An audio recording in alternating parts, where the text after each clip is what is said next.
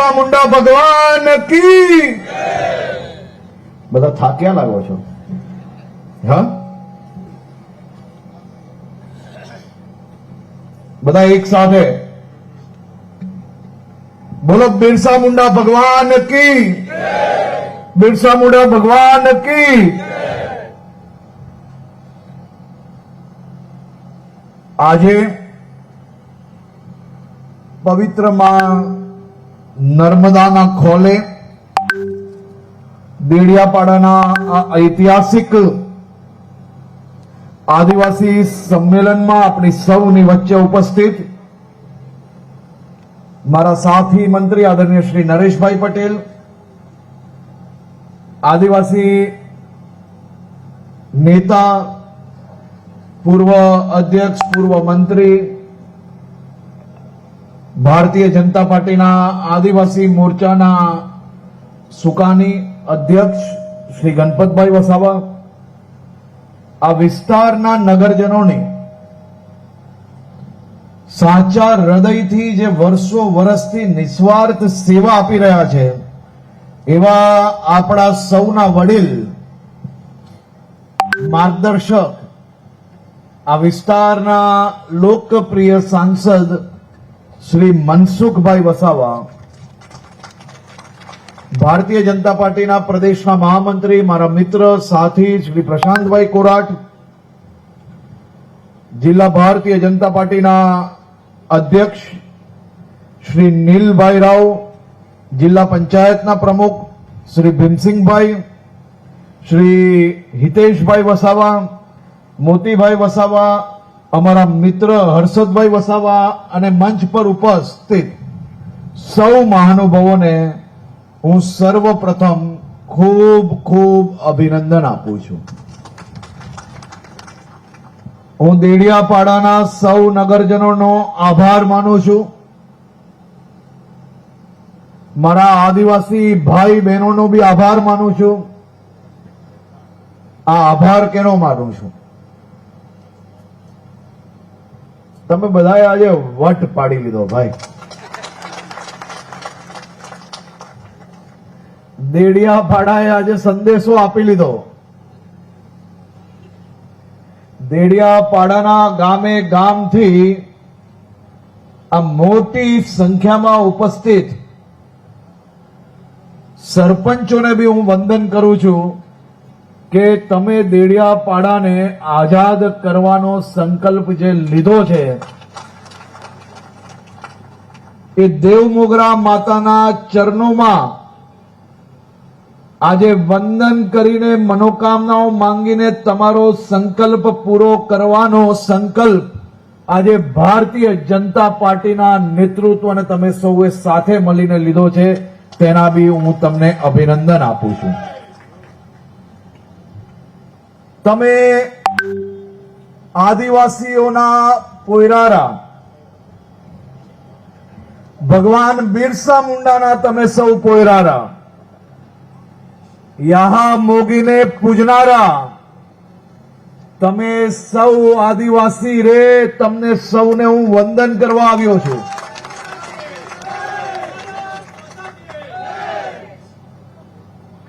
તમને બધાને મળીને દિલથી આનંદ આવે છે.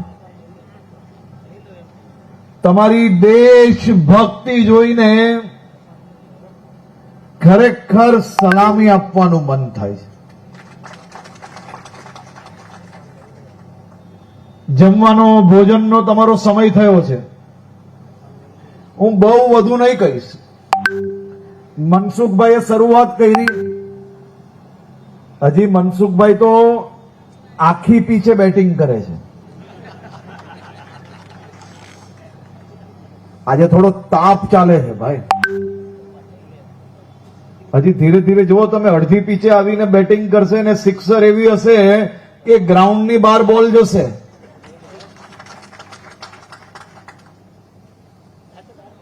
આ એટલો આત્મવિશ્વાસ જોડે મનસુખભાઈ કઈ રીતે આપણે કહી શકે? મારી ઉંમર ને મારી પછીની ઉંમરના નોજવાનોને એનો અંદાજો જ નથી ભાઈ. આ મનસુખભાઈ અને અહીંયા બેઠેલા આપણા નર્મદા જિલ્લાના આગેવાનોએ તમારી ને મારી ઉંમર જેટલા વર્ષોથી તો આ વિસ્તારની સેવા કરી રહ્યા છે, એમને તપ કર્યો છે આ વિસ્તારની સેવા કરવા માટે.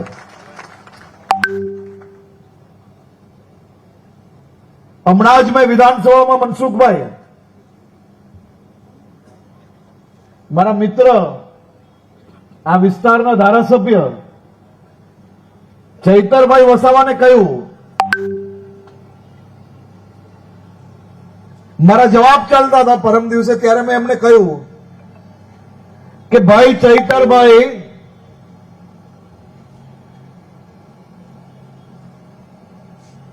તમારી ઉંમર ને મારી ઉંમરના નોજવાનોને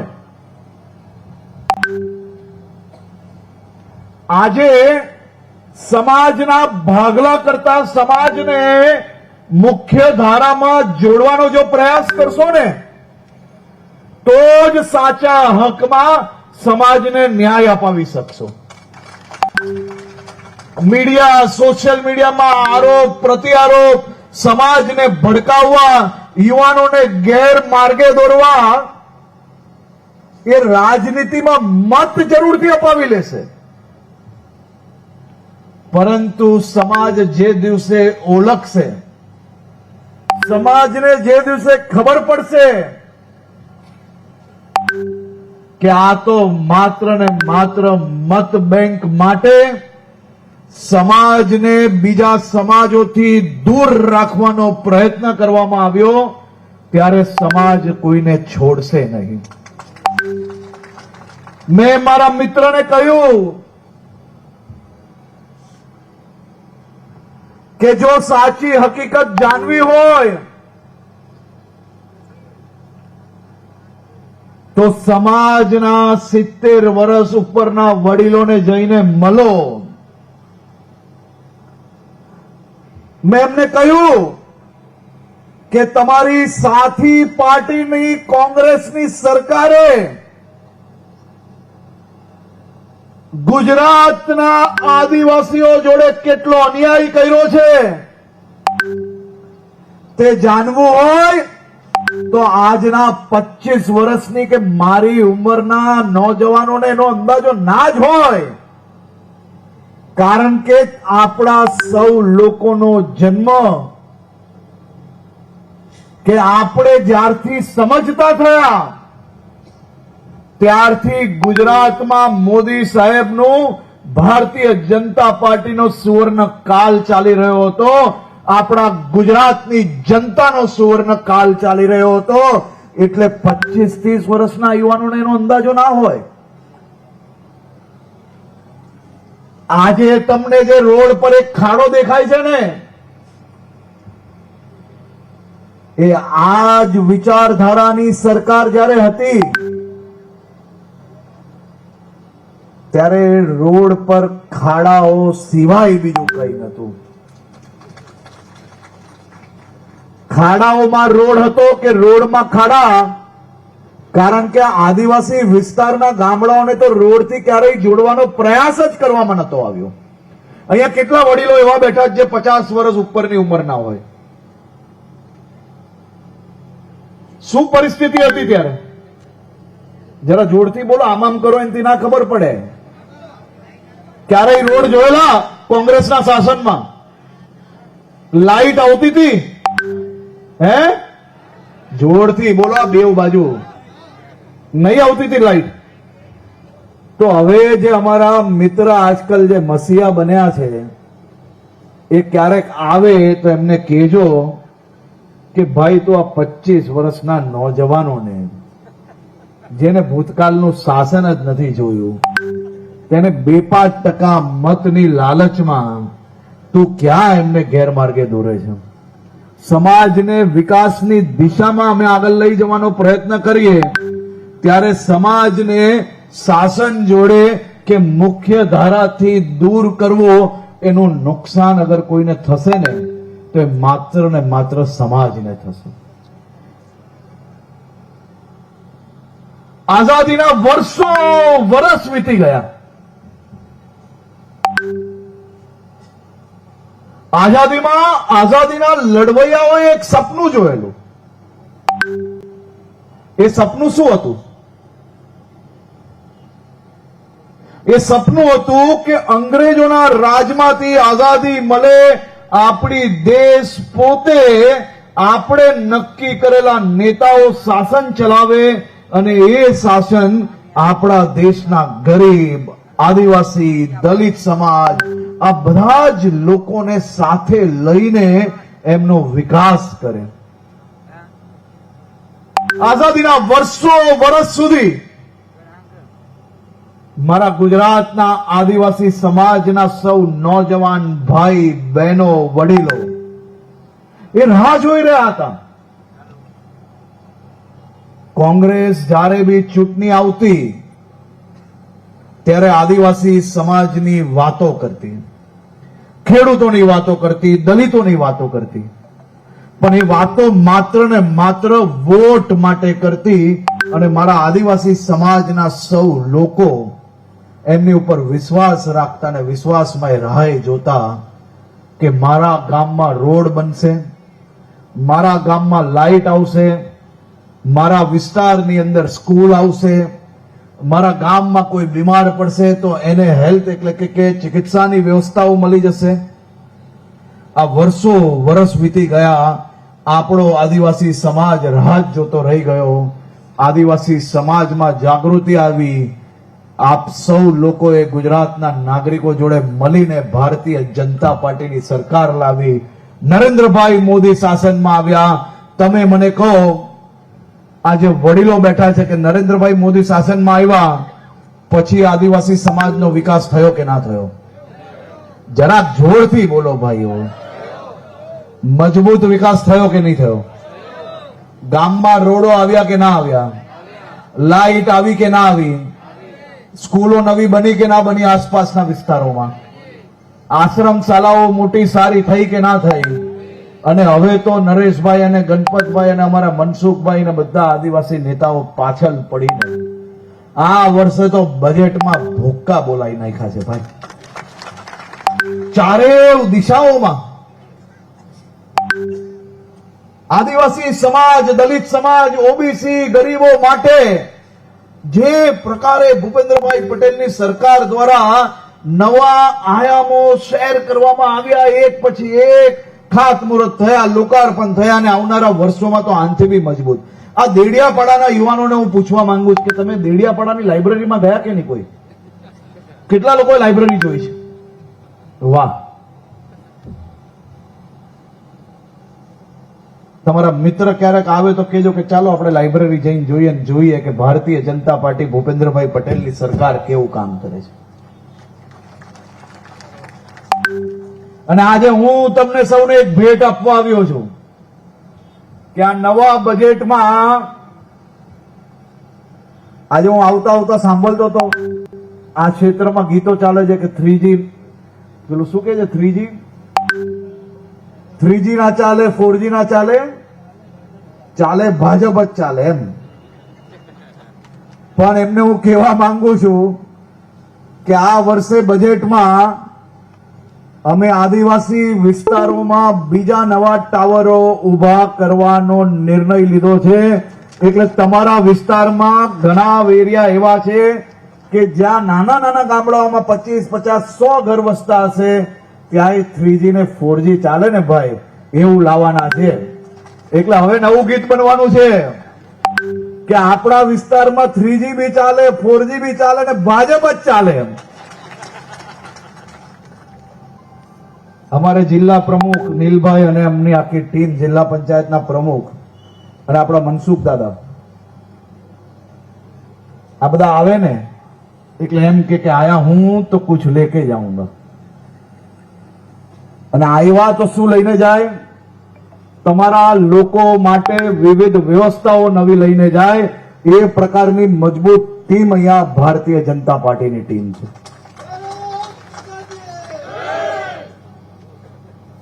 મારા આદિવાસી સમાજના સૌ વડીલો, ભાઈ બહેનો, જે પ્રકારે ભારતીય જનતા પાર્ટીના શાસનમાં આદિવાસી સમાજનો સૌથી ગોલ્ડન પીરિયડ એટલે કે સુવર્ણકાલ એ ભારતીય જનતા પાર્ટીના શાસનમાં રહ્યો છે. દુનિયાનો સૌથી મોટો સહકુટુંબ એટલે ગુજરાતની જનતા અને ભારતીય જનતા પાર્ટી છે. આદિવાસી સમાજ અને ભારતીય જનતા પાર્ટી એ એક સિક્કાના બે પહેલું છે. આપણે સૌ લોકો સાથે મળીને આવનારા દિવસોમાં હજી વધુ મજબૂતાઈથી વિકાસની દિશામાં આગળ વધવા માટે તમે સૌ લોકો તૈયાર થઈ જાઓ. આ ઝડપને ડબલ ઝડપે ચલાવવા માટે આ ડબલ એન્જિનની સરકાર તૈયાર છે. આજે ખાસ કરીને હું મારા અનેક યુવાન સાથીઓનું સ્વાગત કરવા અહીંયા આવ્યો છું. આજે આપના પાપ, કોંગ્રેસનું તૃષ્ટિકરણની રાજનીતિ, આ બધું જ છોડીને માત્ર ને માત્ર આદિવાસી સમાજના વિકાસ માટે મારા અનેક યુવાન સાથીઓ, અનેક સિનિયર નેતાઓ આજે ભારતીય જનતા પાર્ટીમાં જોડાઈ રહ્યા છે. હું ડોક્ટર પ્રફુલ્લભાઈ વસાવા આમ આદમી પાર્ટીના ઉમેદવાર હતા, જે આજે ભારતીય જનતા પાર્ટીમાં જોડાય છે. માત્ર ને માત્ર એમને એટલું જ કહ્યું કે મને મારા સમાજનો, મારા વિસ્તારના નાગરિકોની સેવા કરવાનો અવસર જોઈએ છે. હું કોઈ હોદ્દા માટે નહીં, પરંતુ મારા નગરજનો, મારા આદિવાસી વડીલો, આદિવાસી દીકરીઓને, યુવાનોના લાભ માટે ભારતીય જનતા પાર્ટીના વિચારો જોડે જોડાવા માંગુ છું અને આજે જોડાઈ રહ્યા છે. આ વ્યક્તિ, આ યુવાન વ્યક્તિને આપણે સૌ લોકો સ્વાગત કરીએ તાલી વગાડીને. ખૂબ સારું કામ કરી રહ્યા છે, નિસ્વાર્થ કામ કરી રહ્યા છે. આ નિસ્વાર્થ નેતાનું હું હૃદયથી ભારતીય જનતા પાર્ટીમાં સ્વાગત કરું છું. એડવોકેટ રાજ વસાવા, આ બે સાથીઓને હું અભિનંદન એટલા માટે આપું છું કે હું બી યુવાન છું, આ બે બી યુવાન છે, પણ યુવાન તરીકે અમારા રાજભાઈ બી ડોક્ટર પ્રફુલ્લભાઈની જેમ કે મારા વિસ્તારના વધારેમાં વધારે લોકોને રાજ્ય સરકારની વિવિધ યોજનાઓનો લાભ કઈ રીતે અપાય, જે છેવાડાનો માનવી હજી બી કોઈ લાભથી વંચિત હોય એને વધુમાં વધુ લાભ અપાવવા માટે આ વિચારધારા જોડે જોડાઈને ભારતીય જનતા પાર્ટીના યુવાનોને બી એ દિશામાં કામે લગાડીને હું બી આ કામે જોડાવા માંગુ છું. ડોક્ટર રાજભાઈ વસાવા એડવોકેટ છે, અદ્ભુત કામગીરી કરી રહ્યા છે. રાજભાઈને હું ભારતીય જનતા પાર્ટીમાં સ્વાગત કરું છું. તમને શુભકામનાઓ આપું છું કે તમે ને તમારા સાથીઓ સાથે મળીને હજી વધુ મજબૂતાઈથી આ ક્ષેત્રની સેવામાં આપણે સૌ લોકો team Narmada, team Gujarat, team ભારતમાં એક જ ફોર્સ તરીકે આપણે લાગી જઈએ અને સૌ લોકો આપણે સાથે મળીને આદિવાસી સમાજના હિતમાં કામગીરી કરીએ.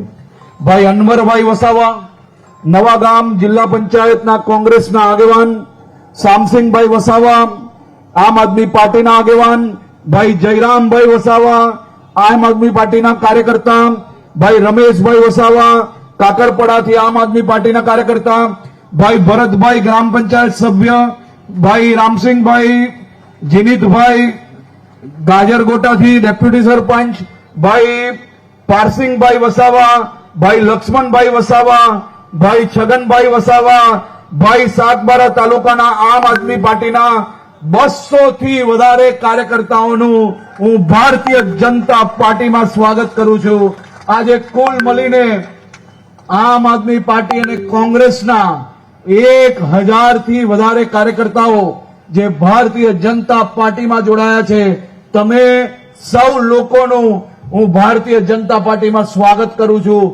તમારા સૌ લોકો સાથે મળીને team Bharatiya Janata Party, team Narmada, team Gujarat, team Bharat, આપણે સૌ લોકો આ પ્રત્યેક આદિવાસી સમાજના વિકાસ માટે, એમની સેવા માટે તત્પર છે.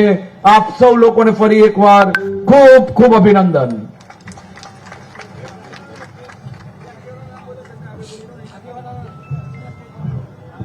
જે કોઈ આગેવાનોના નામ આવડે બોલાવવામાં આવ્યા છે એ બધા મંચ ઉપર આવી જાય.